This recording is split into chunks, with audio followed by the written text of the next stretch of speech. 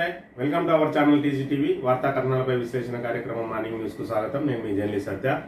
ముందుగా రాష్ట్రంలో జరుగుతున్న రాజకీయ పరిణామాలను కనుక పరిశీలించినట్లయితే రుణమాఫీ మూడో విడత 2 లక్షల లోపు పూర్తి చేసినామని చెప్పి చేతులు దులుపుకున్న రేవంత్ రెడ్డి మరి ఏదైతే పెద్ద సంఖ్యలో రైతులకు రుణమాఫీ జరగలేదో దానికి సంబంధించి ప్రతిపక్షాలు పెద్ద ఎత్తున దుమ్మెత్తిపోతున్న నేపథ్యంలో మరి రైతుల దృష్టిని అదేవిధంగా ప్రజల దృష్టిని రుణమాఫీ నుంచి పక్కకు తప్పించడానికి పిఆర్ స్టంట్ లో భాగంగా మరి ఇక్కడ బీఆర్ఎస్ బీజేపీలో విలీనం కాబోతా ఉన్నదని చెప్పి కొత్త చర్చకు మరి ఇక్కడ తెరలేపిండు. ఏదైతే మరి 2-3 రోజుల క్రితం మరి ముందస్తు ప్రణాళికలో భాగంగా యూట్యూబర్ రవిప్రకాష్ ఏదైతే టీవీ9 నుంచి గెంటేయబడ్డాడో మరి ఏదైతే ఒక మరి పత్రికా రంగంలో మీడియా రంగంలో ఒక వెలుగు వెలిగి ఆఖరికి దీనస్థితికి చేరుకున్న రవిప్రకాష్ ఒక యూట్యూబ్ ఛానల్ పెట్టుకుని మరి దాన్ని ఇప్పుడు రేవంత్ రెడ్డి పంచన చేరి మరి రేవంత్ రెడ్డి సహకారంతో దాన్ని ఆర్థికంగా నిలదొక్కుకోవడం కోసం మరి ఇక్కడ పిఆర్ స్టెంట్లు వేయడానికి ముందుకొచ్చిండు. అందులో భాగంగా 45 రోజుల ముందు మరి ఇక్కడ బీఆర్ఎస్ బీజేపీలో విలీనం కాబోతా ఉన్నదని చెప్పి ఒక కథనాన్ని వండి వార్చి దాన్ని సోషల్ మీడియాలో వదలగా దాన్ని కొనసాగింపుగా నిన్నటి రోజున రేవంత్ రెడ్డి ఢిల్లీలో విలేకరుల సమావేశంలో బీజేపీలో బీఆర్ఎస్ విలీనం కాబోతా ఉన్నారని చెప్పి ప్రజల దృష్టిని రాజకీయాల వైపు మళ్లించే ప్రయత్నం చేస్తా ఉన్నాడు. ఏదైతే మరి ఇక్కడ సుమారు మరి 70 లక్షల మంది రైతులు ఇక్కడ రుణాలు తీసుకొని ఉంటే కేవలం 22 లక్షల మందికి మాత్రమే రుణమాఫీ చేసి చేతులు దులుపుకున్న రేవంత్ రెడ్డి సర్కార్ మరి రైతుల నుంచి వస్తున్న వ్యతిరేకతను అదే విధంగా మరి పెద్ద సంఖ్యలో రుణమాఫీ కాలేదనే విషయాన్ని ప్రజలకు మరి చేరువ కానియకుండా ప్రతిపక్షాల గొంతు నొక్కే ప్రయత్నంలో భాగంగా పిఆర్ స్టంట్లు మరి వేస్తూ ఇక్కడ బీఆర్ఎస్ బీజేపీ విలీన ప్రక్రియను తెర మీదకి తీసుకొచ్చి టాపిక్ డైవర్ట్ చేసి డైవర్షన్ పాలిటిక్స్ చేసే ప్రయత్నం చేస్తా ఉన్నాడు. అయినప్పటికీ కూడా ప్రతిపక్షం ఎక్కడా కూడా జంకకుండా ఖచ్చితంగా మరి రైతులకు రుణమాఫీ కాలేదు, నీ కొడంగల్కే వస్తా, నీ కొడంగల్ రైతులకే రుణమాఫీ అయినట్టయితే రాజీనామా చేస్తా అని చెప్పి నిన్న రోజున మరి కేటీఆర్ సవాల్ చేసిండు. నువ్వు ఎన్ని పిఆర్ స్టంట్లు వేసినా కూడా రైతులు వాళ్ళకు స్వయంగా అనుభవిస్తున్న విషయాన్ని ఎన్నటికీ మర్చిపోలేరు. నువ్వేం చేసినా కూడా ఈరోజు రుణమాఫీ పేరుతోటి మరి ఇక్కడ దేశంలోనే అత్యంత పెద్ద దగా ఏదైతే ఉన్నదో అది కేవలం నువ్వు ప్రకటించిన రుణమాఫీ.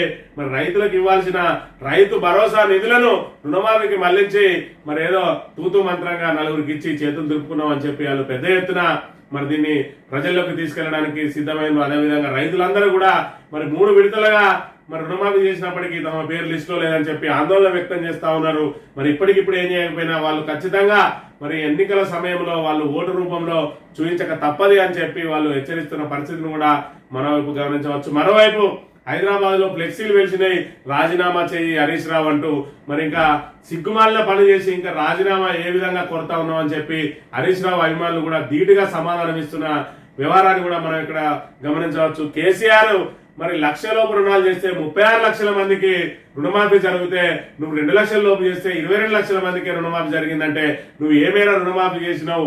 అది ఓ రుణమాఫీనా? దానికి ఇంకా సిగ్గు లేకుండా రాజీనామా చేయని చెప్పి అడుగుతున్నావు అని చెప్పి కూడా వాళ్ళు ధీటుగా సమాధానం ఇస్తున్న వ్యవహారాన్ని కూడా మనం గమనించవచ్చు. ఓవరాల్ గా రుణమాఫీ విషయం చూసుకున్నట్టయితే 2 లక్షల లోపు రుణమాఫీకి మొదట 40,000 కోట్లు అవసరమైతే అన్నాడు, తర్వాత 31,000 కోట్లకు సర్దుబాటు అవుతుందని చెప్పిండు, తర్వాత బడ్జెట్ లో 26,000 కోట్లు పెట్టిండు, తీరా 18,000 కోట్లు కూడా కేటాయించకుండానే మరి 2 లక్షల రుణమాఫీని చాప చుట్టేసిండు. అందులో భాగంగా అర్హులైన వాళ్ళు ఎవరన్నా ఉంటే దరఖాస్తులు చేసుకోరని చెప్పి తాంబూలాలు ఇచ్చేసామిగా తనుక చావండి అన్నట్టుగా వ్యవహరిస్తా ఉన్నాడు రేవంత్ రెడ్డి. మరోవైపు కేసీఆర్ 1 లక్ష లోపు రుణాలను మంజూరు చేస్తే మరి ఏదైతే రద్దు చేసిండు, రుణమాఫీ చేసిండు, ఆ రుణమాఫీకి సంబంధించి 19,000 కోట్లు అయితే ఇప్పుడు 18,000 కోట్లతోటే మరి 2 లక్షల లోపు రుణమాఫీ ఏ విధంగా జరిగింది అనేది కూడా ఇక్కడ మరి ప్రతి సామాన్యుని కూడా మొదలుతున్న ప్రశ్న మరి ఇక్కడ మనం ప్రధానంగా గమనించవచ్చు. వార్తా కథనాలను కనుక పరిశీలించినట్లయితే రేవంత్ చెలగాటం, రైతన్న సంకటం, మాఫీ కథ మళ్లీ మొదటికి, కొత్తగా మార్గదర్శకాల పేరిట మరో దాడవేత, వ్యతిరేకతను తట్టుకునేందుకు మరో వ్యయం, ఫిర్యాదుల సూచనలు ప్రత్యేక సర్క్యులర్ జారీ, ఫిర్యాదుల నమోదుకు పోర్టల్లో అవకాశం, ఫిర్యాదులకు పరిష్కారాలకు డెడ్ లైన్ పెట్టిన సర్కారు, బ్యాంకు నుంచి డాటా తీసుకునే అవకాశం ఉన్న రైతులను ముప్పుతిప్పలు పెడుతున్న ప్రభుత్వం, ఇప్పటి వరకు వచ్చిన ఫిర్యాదులపై స్పష్టత కరువు అని చెప్పి ఇక్కడ రేవంత్ చెలగాటం రైతన్నకు ప్రాణ సంకటం లాగా మారింది. మాఫీ కథ మళ్ళా మొదటికి వచ్చింది. కొత్త మార్గదర్శకాలను మరి విడుదల చేస్తూ ఇక్కడ జీవో జారీ చేసింది, అది సర్క్యులర్ జారీ చేసింది. దానికి సంబంధించి ఏదైతే అర్హులు ఎవరైతే ఉన్నారో వాళ్ళు ఫిర్యాదులు చేసుకుంటే వాళ్ళ అర్హతను పరిశీలించి మళ్ళీ వాళ్ళకు అర్హుల ఎవరికైతే రుణమాఫీ కాలేదో వాళ్ళకు రుణమాఫీ చేస్తామని చెప్పి సర్క్యులర్ జారీ చేసింది. దీనికి అంతటికి మరి అర్హులు ఎవరు అనేది ఇంత పెద్ద మరి అధికార యంత్రాంగం ఉన్నది. అర్హుల జాబితా తేల్చడానికి ఇప్పటికీ ఏదైతే డిసెంబర్ 9వ తేదీన చేస్తారన్న రుణమాఫీ ఆగస్టు 15 వరకు వచ్చింది. ఈ 9 నెలల కాలం కూడా మరి వాళ్ళకు సరిపోలేదు. ఇంకా రైతులే తామే అర్హులం అని చెప్పి ప్రత్యేకంగా మరి ఇక్కడ ఫిర్యాదు చేసుకోవాలని చెప్పి చెప్తా ఉన్నాడు. ఇదంతా కూడా కేవలం దాటవేత ధోరణి తప్ప మరొకటి లేదు. బ్యాంకుల నుంచి డాటా సేకరించే అవకాశం ఉన్నది. మరి పూర్తి స్థాయిలో రెవెన్యూ యంత్రాంగం ఉన్నది, అదేవిధంగా వ్యవసాయ శాఖ అధికారులు ఉన్నారు. వీళ్ళందరూ కలిస్తే కనీస అర్హులను మరి వాళ్ళు జాబితా తయారు చేయలేనంత దీనస్థితిలో లేరు. అయినప్పటికీ కూడా రేవంత్ సర్కారు అనేక ఆంక్షలు విధించింది. రేషన్ కార్డు అన్నది, ఆధార్ కార్డు అన్నది స్పెల్లింగ్ మిస్టేక్లు ఉంటే తీసుకోమన్నది. అదేవిధంగా పిఎం కిసాన్ నిబంధనలు అన్ని అమలు చేసి లబ్ధిదారులు కోత విధించి కేవలం కంటి తుడుపు చర్యగా మరో సర్క్యులర్ జారీ చేసింది. ఎవరైనా అర్హులు ఉంటే మరి దరఖాస్తు చేసుకోరని. ఇదంతా కూడా వృధా ప్రయాస. ఇవన్నీ ఫిల్టర్ చేసిన తర్వాతనే వాళ్ళు పెట్టిన ఏవైతే ఆంక్షలు ఉన్నాయో ఆంక్షలు అన్నింటినీ దాటి వచ్చిన తర్వాత మాత్రమే 22 లక్షల మందికి రుణమాఫీ జరిగింది. వీళ్ళు ఏం చేసినా కూడా వీళ్ళకి రుణమాఫీ అయ్యే అవకాశం లేదు. ఏదో ఒకరో ఇద్దరు స్పెల్లింగ్ మిస్టేక్లు ఉన్నోళ్ళు తప్ప మిగతా వాళ్ళకి అయ్యే అవకాశం లేదు. కాబట్టి కావాలని చెప్పే ఏదైతే నిన్నటి రోజున మరి ఇక్కడ కేటీఆర్ చెప్పిండు, సీఎం అంటే అర్థమే మార్చేసిండు, సీఎం అంటే చీఫ్ మినిస్టర్ అంటే మరి రేవంత్ రెడ్డి వచ్చిన తర్వాత కటింగ్ మాస్టర్ అయింది సీఎం అనేది అని. అందులో భాగంగానే ఈరోజు మరి పెద్ద ఎత్తున రుణమాఫీ లబ్ధిదారుల కటింగ్ చేసి కేవలం 22 లక్షల మందికి కుదించి మరి రుణమాఫీ చేసిన మమా అనిపించుకున్నాడు. ఈరోజు దేవుళ్ళనే మరి రైతులను మోసం చేయొచ్చు, విద్యార్థులను మోసం చేయొచ్చు, నిరుద్యోగులను మోసం చేయొచ్చు, ప్రజలను మోసం చేయొచ్చు, కానీ ఆఖరికి దేవుళ్ళనే మోసం చేసిన ఘనత ఎవరికైనా దక్కుతుంది అంటే అది రేవంత్ రెడ్డికి అని చెప్పి ఇక్కడ ప్రతిపక్షాలు పెద్ద ఎత్తున ఆరోపణలు చేస్తున్న మరి అంశాన్ని కూడా మనం ప్రధానంగా ఇక్కడ చూడవచ్చు. రుణమాఫీ అందరికీ అయిందా నిరూపిస్తే రాజీనామా. కొడంగల్లో ఒక్కరితో చెప్పించిన అక్కడే లేఖలు ఇస్తా. మాఫీపై ముఖ్యమంత్రి రేవంత్ రెడ్డికి కేటీఆర్ సవాల్. ఆయన చీఫ్ మినిస్టర్ కాదు, కటింగ్ మాస్టర్. 40,000 కోట్ల మాఫీ అని చివరికి 17,000 కోట్లు చేశారు. రైతులను మోసం చేసిన సీఎంపై చీటింగ్ కేసు పెట్టాలి. మాకు రాజీనామాలు, రేవంత్ కు చీటింగ్ కొత్త కాదు. రేవంత్ రెడ్డి మానసిక పరిస్థితిపై అనుమానాలు అంటున్నాడు ఇక్కడ కేటీఆర్. ఏదైతే మరి ఇక్కడ అందరికీ రుణమాఫీ అయిందని కనుక నిరూపిస్తే నేను తక్షణం రాజీనామా చేస్తా అని చెప్పి నిన్న రోజున కేటీఆర్ బీఆర్ఎస్ వర్కింగ్ ప్రెసిడెంట్ మాజీ మంత్రి కేటీఆర్ సవాల్ చేసిన అంశాన్ని ఇక్కడ మనం ప్రధానంగా చూడవచ్చు. ఏదైతే కొడంగల్లో నీ సొంత మరి నియోజకవర్గానికి వస్తాను, కొడంగల్కి వస్తా, కొడంగల్లో రైతులతో చెప్పించు రైతులందరికీ రుణమాఫీ అయిందని. లేదంటే నీ సొంత ఊరు కొండారెడ్డిపేటకు వస్తా, అక్కడ చెప్పి మరి నేను వెంటనే రాజీనామా చేస్తా అని చెప్పి చెప్తున్న పరిస్థితి. సీఎం అంటే చీఫ్ మినిస్టర్ కాదు, కటింగ్ మాస్టర్ అని చెప్పి కొత్త నిర్వచనం తీసుకొచ్చిండు రేవంత్ రెడ్డి. ఇక్కడ 40,000 కోట్లతోటి రుణమాఫీ చేస్తా అన్నాడు, 17,000 కోట్లకే చాప చుట్టేసిండు.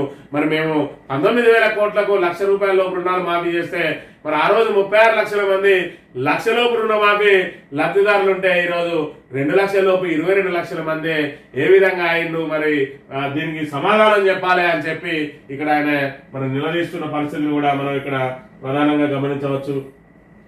ఇక మళ్ళీ కొత్త కథ. నిజానికి 2 లక్షల వరకు పంట రుణాలు అందరికీ ఒకేసారి మాఫీ చేస్తామని చెప్పిన ముఖ్యమంత్రి రేవంత్ రెడ్డి ఆ తర్వాత వాటిని 3 దఫాలుగా చేస్తా అంటూ మాట మార్చారు. మొదటి విడత రుణమాఫీ జూలై 18, రెండో విడత జూలై 30, మూడో విడత ఆగస్టు 15 చేపట్టారు. మొదటి విడత రాష్ట్రంలో లక్షలాది మంది పేర్లు గల్లంతయ్యాయి. దీంతో రైతుల నుంచి తీవ్ర వ్యతిరేకత వచ్చింది. అయితే మొదటి జాబితాలో మాఫీ కాని వారికి రెండో విడతలో అవుతుందని అప్పటి వరకు ఓపిక పట్టాలంటూ అధికారులు సర్ది చెప్పడంతో రైతులు కాస్త మెత్తపడ్డారు. రెండో విడతలో కూడా తమ పేర్లు కనిపించకపోవడంతో ఫిర్యాదు చేసిన రైతుల సంఖ్య పెరిగింది. దీంతో మూడో విడత వరకు వేచి చూసిన వాళ్లకు ఇప్పుడు కూడా మొండి చెయ్యే ఎదురైంది అని చెప్పి ఇక్కడ రైతులందరినీ కూడా మనం ప్రధానంగా గమనించవచ్చు. రుణమాఫీ ఎప్పుడు చేస్తారని చెప్పి ఇక్కడ ఉట్నూరులో మరి బ్యాంక్ ఎదుట రైతులు నిరసన తెలియజేస్తున్న అంశాన్ని కూడా మనం ఇక్కడ గమనించవచ్చు. రుణమాఫీ గురించి మరి ప్రతిపక్ష నాయకులు మాట్లాడిన మాటలను కూడా ఒకసారి గమనించినట్టయితే రేవంత్ రెడ్డికి అభినవ గోబెల్స్ అవార్డు ఇవ్వాలంటున్న నిరంజన్ రెడ్డి, అదేవిధంగా రైతు భరోసా నిధులతోటి అరకొరగా రుణమాఫీ జరిగిందంటున్నాడు కొప్పుల ఈశ్వర్. 23 లక్షల మంది రైతులకు రుణమాఫీ ఎగనామం పెట్టిందంటున్నాడు ఎర్రొల్ల శ్రీనివాసు. నడమాత్రం స్థితితో రేవంత్ హోదా మరిచి మాటలు మాట్లాడుతున్నాడు అంటున్నాడు బాల్క సుమన్. సీఎం హోదాలో జుగుప్చాగల మాటల తీరు మారకుంటే గుణపాఠం తప్పాలంటున్నాడు తక్కెళ్ళపల్లి. ముఖ్యమంత్రిగా ఉండి తెలంగాణ పరువు తీయద్దంటున్నాడు ఎమ్మెల్సీ తాత మధు. ఈ రకంగా మరి ఏదైతే ప్రతిపక్ష నాయకులు అందరూ కూడా రుణమాఫీకి సంబంధించి పూసగుచ్చినట్లు మరి ప్రజలకు వివరిస్తా ఉన్నాడు. నువ్వేదో బీఆర్ఎస్ బీజేపీలో విలీనం అవుతుందని చెప్పి మరి ప్రజలందరినీ అటు రాజకీయాల వైపు మళ్లించి మరి దీన్ని ఏదైతే డైవర్షన్ పాలిటిక్స్ చేయడానికి ప్రయత్నం చేస్తా ఉన్నావో దానికంటే ముందు బీజేపీలో విలీనం అవుతుందా, బీఆర్ఎస్ కాంగ్రెస్ లో విలీనం అవుతుందా, రేవంత్ రెడ్డి మరి ఇక్కడ కేబినెట్ అంతా తీసుకుపోయి బీజేపీలో విలీనం అవుతుందా అనేది ప్రజలకు ఇప్పుడు ప్రస్తుతం కావాల్సింది. రైతులకు 3 విడతల్లో 2 లక్షల లోపు రుణమాఫీ చేస్తా అని ఏదైతే చెప్పినావో అది రుణమాఫీ అయిందా లేదా అనేది ఇప్పుడు వాళ్ళకు తక్షణ అవసరం. కాబట్టి నువ్వేదైతే వాళ్ళ దగ్గర నుంచి తప్పించుకోవాలని చూస్తున్నావో ఖచ్చితంగా వాళ్ళు ఆశలు పెట్టుకొని ఉన్నారు. ఏదైతే కొంతమంది కట్టగలిగిన వాళ్ళు కూడా మరి వాళ్ళు వేచి చూసిరు తమకు రుణమాఫీ అవుతుందని చెప్పి మరి వాళ్ళతో పాటు ఇప్పుడు ఏదైతే కొత్తగా పెట్టుబడి సాయానికి సంబంధించి రైతు భరోసా ఇవ్వలేదు, తిరిగి లోన్లు తీసుకుందామంటే రుణమాఫీ కాలేదు, వాళ్ళ అప్పుల ఊబిలో కూరుకుపోతున్న పరిస్థితిని కూడా గమనించాలి. మరి ఖచ్చితంగా ఆ పాపం మరి రేవంత్ రెడ్డికి తాకక తప్పదు. ఏదైతే దేవుళ్ళ మీద ఒట్టేసి నమ్మబలికి ఇక్కడ ఎంపీ ఎలక్షన్ నుంచి గట్టెక్కిన తర్వాత ఇక్కడ రైతులందరినీ కూడా అంగనామం పెట్టిండు. వాళ్ళందరినీ కూడా ఓడదాటదాకా ఓడదాకిన తర్వాత బోడమల్లన్న అన్నట్లు ఓడదాటంగానే తెప్ప తగిలేసిండు రేవంత్ రెడ్డి అనే అంశాన్ని ఇక్కడ మనం రుణమాఫీ విషయంలో గమనించవచ్చు. తెలంగాణ దినపత్రిక విషయానికి వస్తే బీజేపీలో బీఆర్ఎస్ విలీనం అంటున్నాడు రేవంత్ రెడ్డి, కాంగ్రెస్ లో బీఆర్ఎస్ విలీనం అంటున్నాడు బండి సంజయ్. మరి ఇద్దరు కూడా ఇక్కడ బీఆర్ఎస్ అనే దాని మీద ఇద్దరు ఎందుకు వెనుకబడతా ఉన్నారంటే రాబోయే రోజుల్లో మళ్ళీ బీఆర్ఎస్ దే అని చెప్పి 2 పార్టీలు కూడా మరి ఇక్కడ బీఆర్ఎస్ తోటే తమకు ప్రధాన పోటీ అని చెప్పి మరి ఇక్కడ కొట్లాడుతున్న అంశాన్ని మనం ఇక్కడ ప్రధానంగా గమనించవచ్చు. ఒకవైపు రేవంత్ రెడ్డి బీఆర్ఎస్ పని అయిపోయిందంటాడు, బీఆర్ఎస్ పని అయిపోయినాడు బీజేపీ తోటి కొట్లాడాలి. మరి బీఆర్ఎస్ తోటి ఎందుకు కొట్లాడుతుంటానంటే రాబోయే రోజులలో మళ్ళీ కాంగ్రెస్ ను పొందబెట్టేది ఖచ్చితంగా బీఆర్ఎస్ అని చెప్పి ఇక్కడ రేవంత్ రెడ్డికి తెలుసు. అదేవిధంగా ఇక్కడ బండి సంజయ్ని చూసుకున్నట్టయితే ఇక్కడ ఏదైతే బీఆర్ఎస్ ఉన్నదో రాబోయే రోజుల్లో బీఆర్ఎస్ తోటే తమకు పోటీ ఉంటది, కాంగ్రెస్ అనేది మళ్ళీ మరి తృతీయ స్థానానికి చేరుకోబోతుంది అని చెప్పి కూడా బండి సంజయ్ లాంటి వాళ్ళను తిరిగి మళ్ళీ తెర మీదకి తీసుకొచ్చింది బీజేపీ పార్టీ. ఏదైతే ఇక్కడ మరి బీఆర్ఎస్ ను 2 పార్టీలు కూడా దెబ్బతీయడం కోసం మరి ఆ పార్టీలో విలీనం ఈ పార్టీలో విలీనం అంటుంది. 39 మంది ఎమ్మెల్యేలను గెలుచుకున్న పార్టీ మరి ఏదైతే 10 ఏళ్ల పాటు ఒక రాష్ట్రాన్ని పాలించిన పార్టీ మరి ఎందుకు ఏ పార్టీలో విలీనం అవుతుంది అనేది మరి ఇద్దరు దేడి దిమాకులకు కూడా తెలియాల్సిన అవసరం ఉన్నది. ఏదైతే మరి వాళ్లకు ఇక్కడ బీజేపీ సరైన ప్రతిపక్షంగా కొట్లాడే చేతగాక ఇక్కడ కాంగ్రెస్ అడుగులకు మడుగులొత్తుతా ఉన్నది. ఇక్కడ కాంగ్రెస్ పార్టీకి మడుగులొత్తుతున్నది బీజేపీ పార్టీ. మరోవైపు కాంగ్రెస్ పార్టీ మరి ఇక్కడ ఏదైతే కేసీఆర్ ప్రభుత్వానికి ధీటుగా మరి పరిపాలన చేయాల్సింది పోయి మరి ఇక్కడ తడబడుతూ ఇంకా కూడా 9 నెలలైనా కూడా కనీసం మంత్రివర్గ విస్తరణ పూర్తి చేసుకోలేకపోతా ఉన్నది. పదవులు పంచుకోవడానికి వాళ్ళకు సరిపోతా ఉన్నది. మరి ఎవరు ఏ శాఖ మీద కూడా ఇప్పటికీ పట్టు సాధించలేదు, కొత్తగా ప్రాజెక్టులు తీసుకురాలేదు, అదేవిధంగా కొత్త అభివృద్ధి కార్యక్రమాలు చేపట్టలేదు, వాళ్ళు ప్రకటించిన సంక్షేమ పథకాలు ఇప్పటి వరకు అమలు చేయలేదు. అయినప్పటికీ కూడా ఇంకా కూడా గత ప్రభుత్వం మీద ఏదైతే మరి అసత్య ప్రచారాలు చేస్తూ అభాండాలు మోపుతూ 9 నెలల కాలం గట్టెక్కించుకుంటూ వచ్చింది. ఇంకా కూడా గట్టెక్కించే అవకాశం లేకపోవడంతో మరి ఇక్కడ బీజేపీలో విలీనం అని చెప్పి కొత్త పాట పాడుతా ఉన్నది. ఏదైతే ఇప్పటికిప్పుడు రైతు రుణమాఫీ మీద తీవ్రంగా రైతుల నుంచి వ్యతిరేకత వస్తున్న నేపథ్యంలో మరోవైపు ఇక్కడ రైతు భరోసా ఇవ్వకుండా రైతులను వేధిస్తుండటంతో రైతుల నుంచి వస్తున్న ఏదైతే వ్యతిరేకతను తాత్కాలికంగా తగ్గించుకోవడం కోసం ఈ బీజేపీలో విలీనం అనే అంశాన్ని తెర మీదకి తీసుకొస్తే మరి నేను ధీటుగా ఎదుర్కొంటా అని చెప్పి కాంగ్రెస్ లో విలీనం అంటే అంటుంది. వీళ్ళిద్దరిని చూసినట్టయితే తెలంగాణ ప్రజలు ఇద్దరు దేడి మార్గాల్లో మరి ఇక్కడ రాజ్యాన్ని వెళ్తున్నారని చెప్పి తెలంగాణ ప్రజలు తలలు పట్టుకుంటున్న పరిస్థితులను కూడా మనం ఇక్కడ ప్రధానంగా గమనించవచ్చు. ఇక కొడంగల్కి పోదామా కొండారెడ్డికి పోదామా అని చెప్పి నిన్న రోజున కేటీఆర్ సవాల్ చేసిన అంశాన్ని ఇక్కడ మనం ప్రధానంగా గమనించవచ్చు.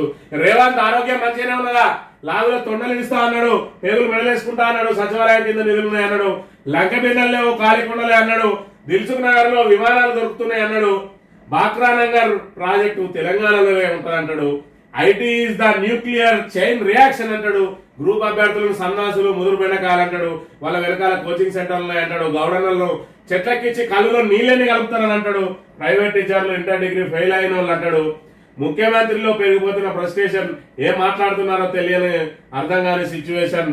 రేవంత్ మానసిక స్థితిపై కేటీఆర్ అనుమానాలు, సీఎం హెల్త్ పై సోషల్ మీడియాలో విస్తృత చర్చ అని చెప్పి మరి సీఎం అన్నట్టనే ఒక ప్రతిపక్ష నాయకునిగా ఉన్న రోజున ఏ విధంగా నోరు పారేసుకున్నాడో అవన్నింటినీ అదుపులో పెట్టుకుని అధికారం వచ్చిన తర్వాత ఆచితూచి మాట్లాడాలి.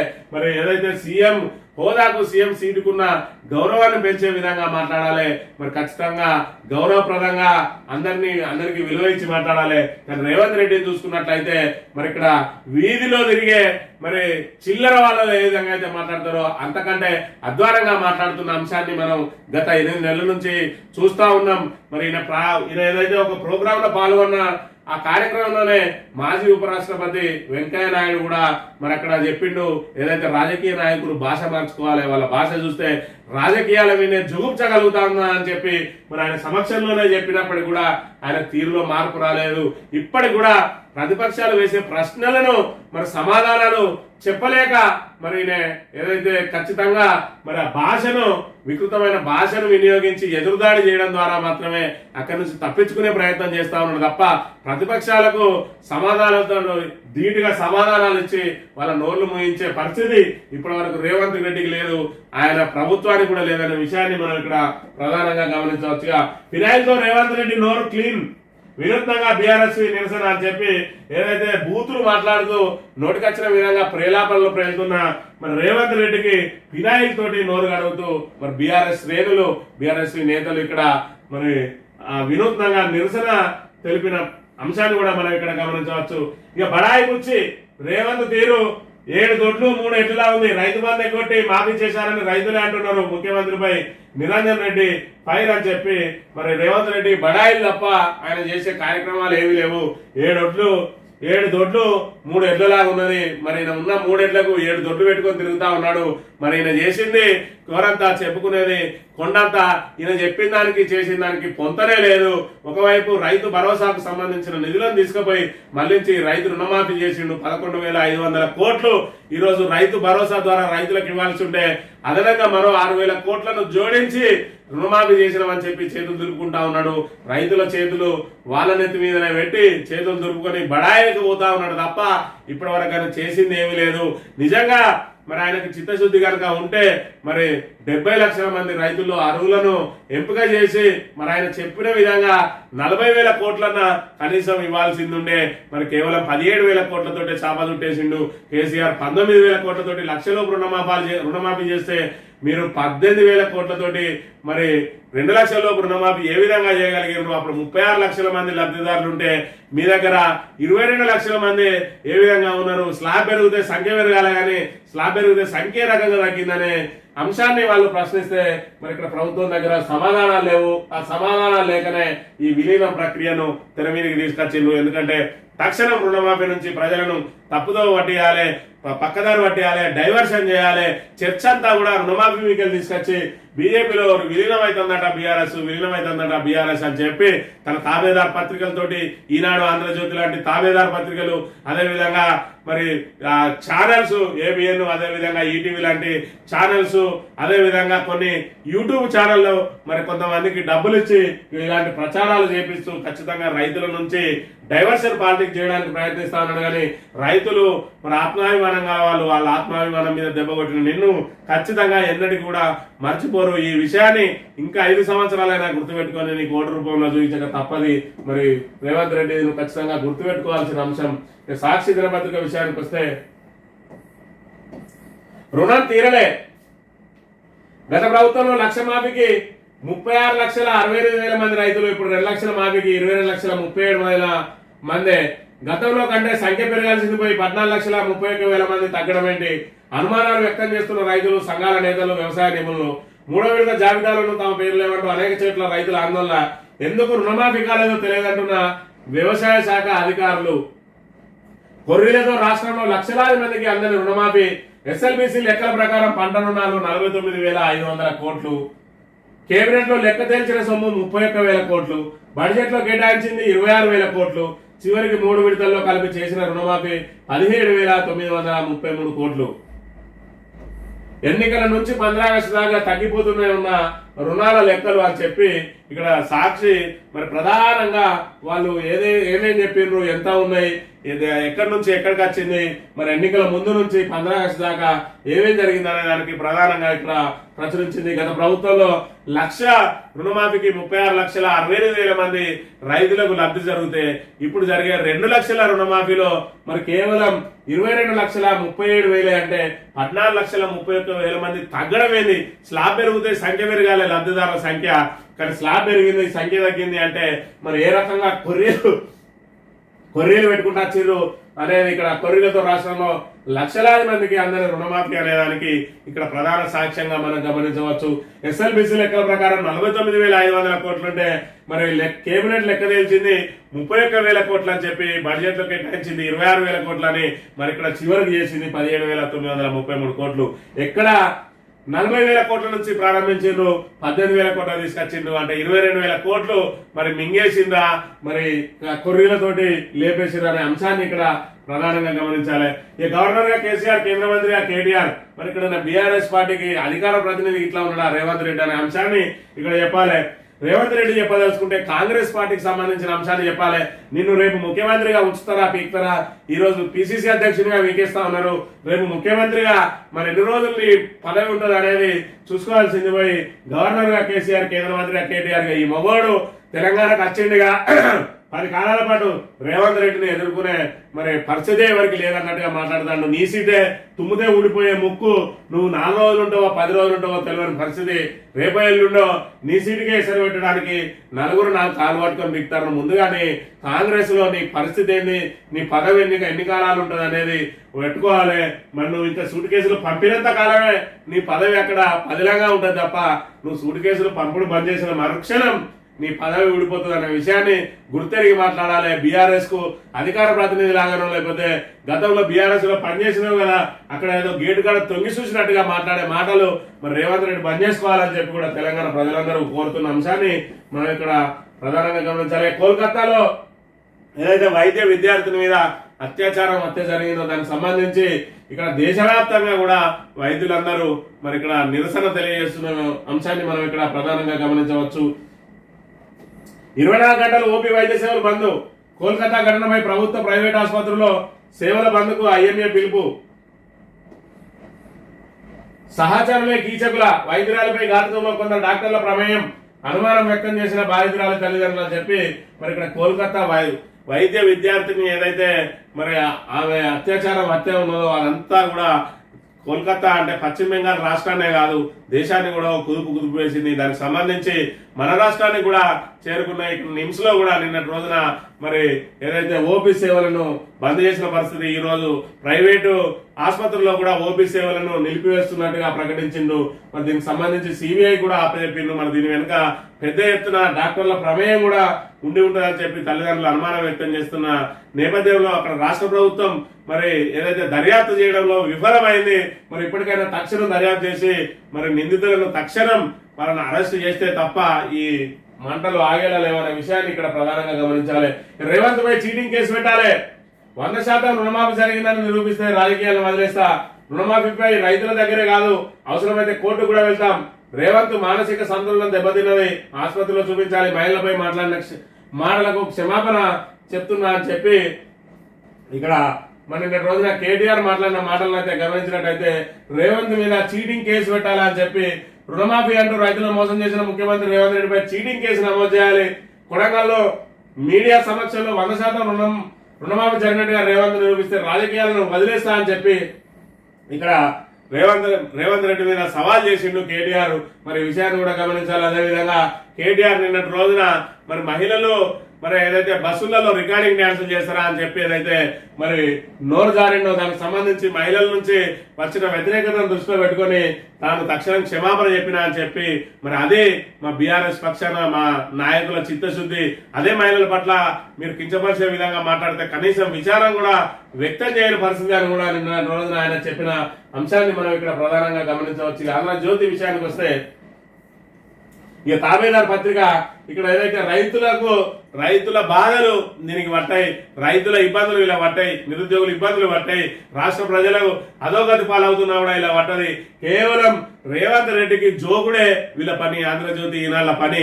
ఇక్కడ మరి ఏదైతే రేవంత్ రెడ్డి ఇబ్బందులలో ఉన్నాడు ఈ రోజు, మరి రైతులకు అనుకున్న మేర రుణమాఫీ జరగలేదు కాబట్టి మరి వాళ్ళందరినీ దృష్టి మరల్చాలంటే ఏం చేయాలి?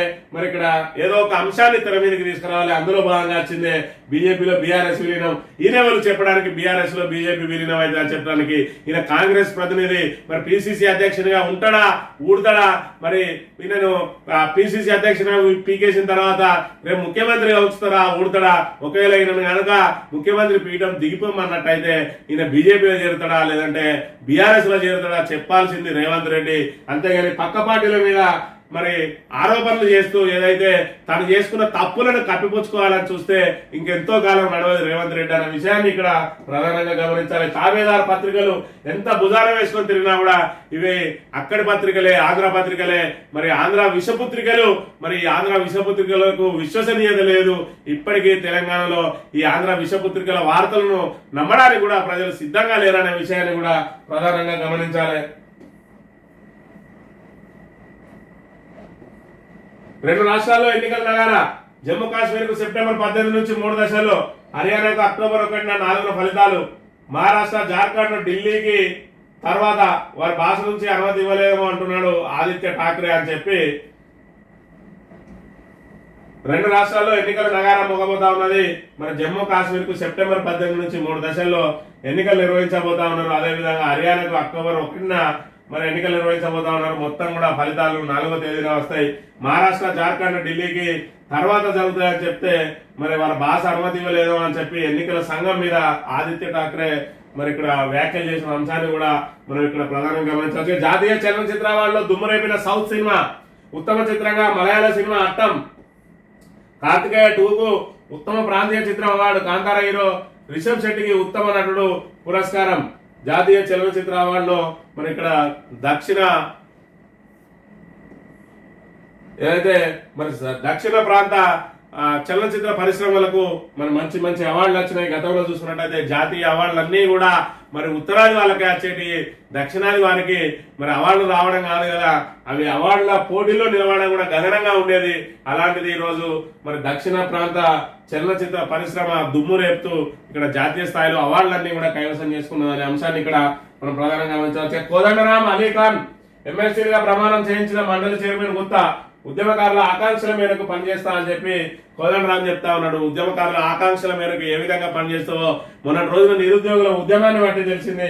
నిరుద్యోగులను రెచ్చగొట్టి కాంగ్రెస్ పార్టీకి మరి ఇక్కడ తాబేదారుగా పనిచేసి కాంగ్రెస్ కు మరి ఊడిగం చేసి ఈ రోజు ఎమ్మెల్సీ పదవి తెచ్చుకొని మరి ఏదైతే నీ వెంట నడిచిందో నిరుద్యోగులు వాళ్ళందరినీ నట్టేట ముంచిన విషయాన్ని మొన్నటి చూసిరు. నీ ఎమ్మెల్సీ పదవి రాకముందే నీ బండారం మొత్తం బయటపడ్డది.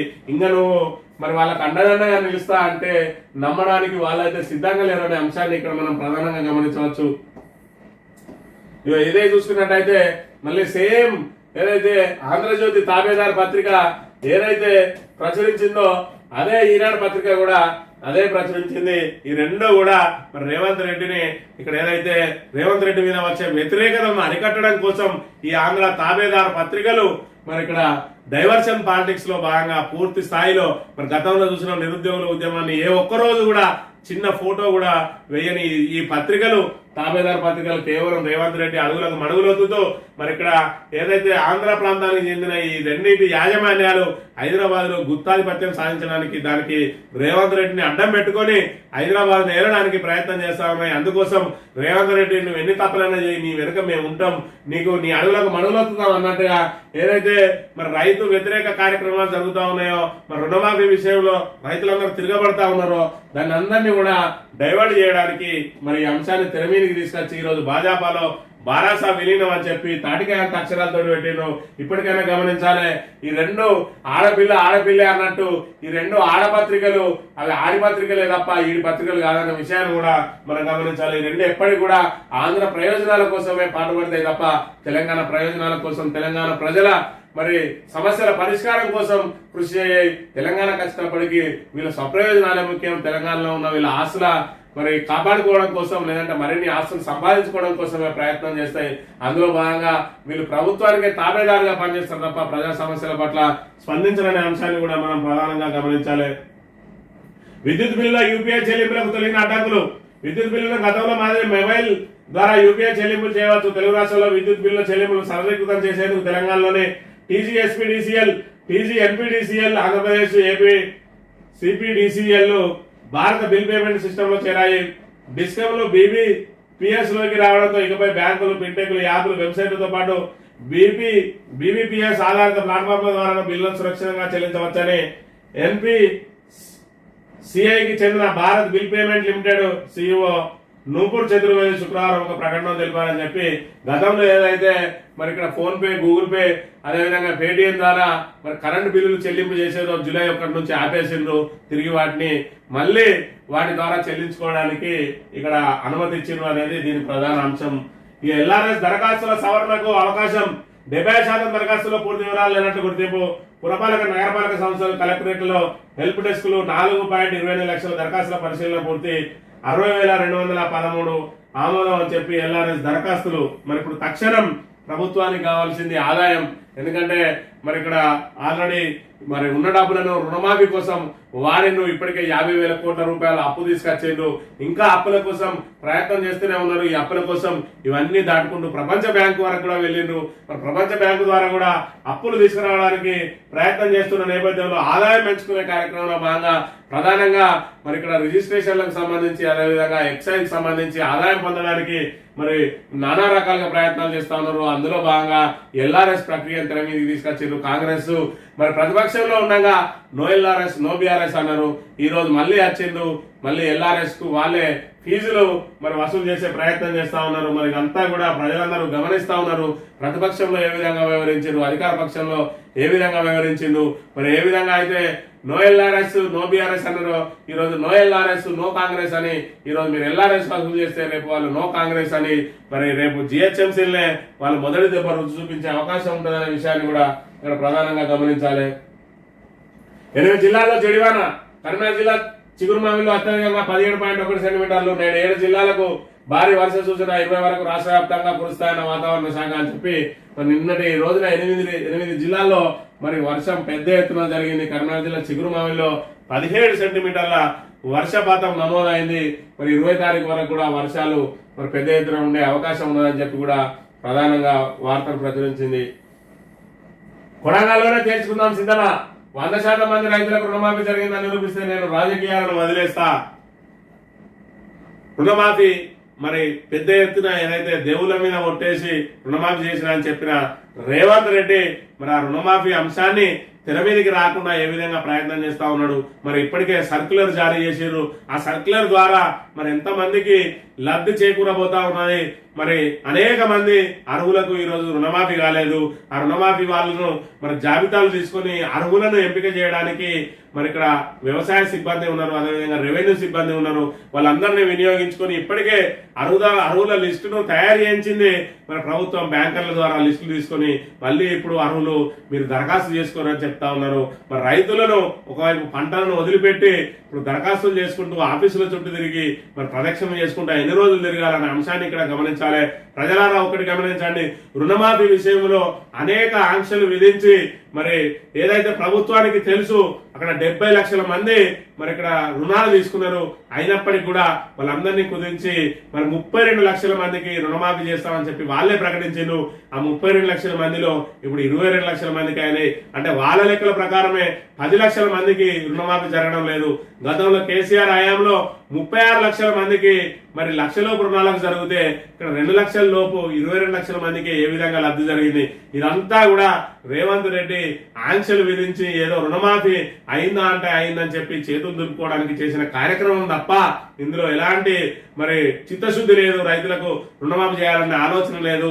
రుణమాఫీ చేయాలనుకుంటే బేషరతుగా 2 లక్షల లోపు రుణమాఫీకి సంబంధించి అర్హుల లిస్టు తీసుకొని దాన్ని మరి బహిరంగంగా బహిర్గత పరిచి వాళ్ళందరికీ కూడా రుణమాఫీ చేయాల్సింది ఉండే ఏకకాలంలో చేస్తా అని చెప్పి మాట ఇచ్చిండు. ఏకకాలంలో కాకుండా కూడా దశల వారీగా ఆయన కూడా అర్హులందరికీ రుణమాఫీ చేయకుండా ఆంక్షలు విధించి ఇందులో భారీగా కోతలు పెట్టిన అంశాన్ని మనం ఇక్కడ గమనించవచ్చు. ఎవరు ఏం చేసినా కూడా ఇక వాళ్ళకు మళ్ళీ రుణమాఫీ అయ్యే ప్రసక్తే లేదు. ఖచ్చితంగా మరి వాళ్ళు చేయాల్సినవన్నీ కూడా ఆంక్షల రూపంలో కటింగ్ చేశారు. కాబట్టి ఇప్పుడు మీరు ఎవరు అప్లికేషన్ పెట్టుకున్నా కూడా దానికి సంబంధించిన ఎందుకైతే రుణమాఫీ కాలేదో దానికి సంబంధించిన కారణం తెలిస్తే తప్ప మీకు రుణమాఫీగా మీరు లబ్ధిదారుగా చేకూరే అవకాశం అయితే లేదు. రేషన్ కార్డు లేని వాళ్ళైతే అసలు అప్లై చేయడం కూడా వేస్ట్, వాళ్ళకి అవకాశమే లేదు. ఏదైతే పిఎం కిసాన్ నిబంధనలు ఉన్నాయో దాని ప్రకారం కూడా చాలా మంది లబ్ధిదారులు కోత విధించబడ్డదనే అంశాన్ని కూడా ప్రధానంగా గమనించవచ్చు. ఏదేమైనా రుణమాఫీ అనేది ఒక ప్రహసనం తప్ప ఇది రైతులకు మరి పూర్తి స్థాయిలో లబ్ధి చేకూరలేదు. కొంతమందికి ఉపశమనం లభించినా కూడా పెద్ద ఎత్తున మరి రైతులందరూ కూడా మరి దీని మీద ఆశలు పెట్టుకొని మరి వాళ్ళందరూ కూడా మోసపోయిన అంశాన్ని ఇక్కడ మనం ప్రధానంగా గమనించవచ్చు. మరి ఇది రుణమాఫీ విషయంలో మరి ప్రభుత్వానికి ఉన్న చిత్తశుద్ధి. అయినప్పటికీ కూడా రుణమాఫీ విషయంలో ఏం జరిగిందో ప్రజలకు వివరించకుండా ప్రజలను తప్పుదో పట్టించడానికి, డైవర్షన్ చేయడానికి బీఆర్ఎస్ బీజేపీలో విలీనమని ఒక కొత్త నాటకాన్ని తెర మీదకి తీసుకొచ్చింది. ప్రజల దృష్టిని అటువైపు మరల్చడానికి ప్రయత్నిస్తా ఉన్నది. ఈ రోజు ప్రజలకు కావాల్సింది రాజకీయాలు కాదు, వాళ్ళకి కావాల్సింది ముందడున్న అంశంలో స్పష్టత కావాలి. రుణమాఫీ ఎందుకు కాలేదనే అంశంలో స్పష్టత ఇవ్వాల్సిన అవసరం మరి కాంగ్రెస్ ప్రజాప్రతినిధులు అందరి మీద ఉన్నది. రైతులారా, మీ గ్రామాలకు ఎవరైతే కాంగ్రెస్ ప్రజాప్రతినిధులు వస్తారో వాళ్ళని ఖచ్చితంగా నిలదీయండి. ఎందుకు రాలేదు రుణమాఫీ అని చెప్పి క్షేత్రస్థాయిలో మీరు పోరాటం చేసినప్పుడే మరి రాబోయే రోజుల్లో ఇలాంటి తప్పుడు నిర్ణయాలను మరి ప్రభుత్వం ఉపసంహరించుకునే అవకాశం ఉంటాయి. కాబట్టి ఖచ్చితంగా తిరగబడితేనే మన హక్కులు సాధింపబడతాయి అనే అంశాన్ని గమనించాలని కోరుతూ ఇది ఈ రోజు మార్నింగ్ న్యూస్. తిరిగి రేపు కలుద్దాం. Thank you very much.